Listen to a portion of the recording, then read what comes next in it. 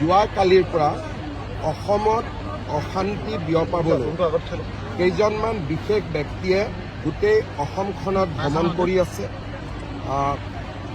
আমাৰ হৰ্ষ মণ্ডল আৰু প্ৰশান্ত ভূষণ তেওঁলোকে অসমৰ বিভিন্ন স্থানত গৈছে যোৱাকালিৰ পৰা, আৰু আন এটা গ্ৰুপ এই ধৰণৰ ব্যক্তিৰে আন এটা গ্ৰুপ জহাৰ চিৰকাৰ আৰু ৱাজেদ হবিবুল্লাহ, ফায়াজ শাহিন এই ধৰণৰ ব্যক্তিসকলে যোৱাকালিৰ পৰাও নামনি অসমৰ বিভিন্ন জিলাত ভ্ৰমণ কৰি আছে।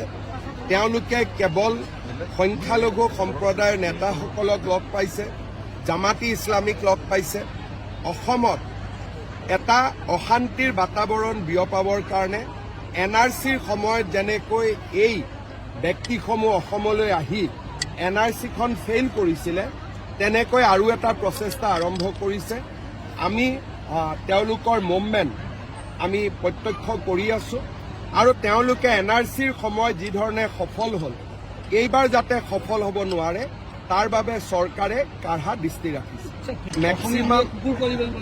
মেক্সিমাম এই ফেচবুক একাউণ্টবিলাক পাকিস্তান আৰু বাংলাদেশ। আপোনালোকে যদি ফেচবুক একাউণ্টবিলাক চাই, ইয়াৰ অৰিজিন বাংলাদেশ আৰু পাকিস্তানৰ।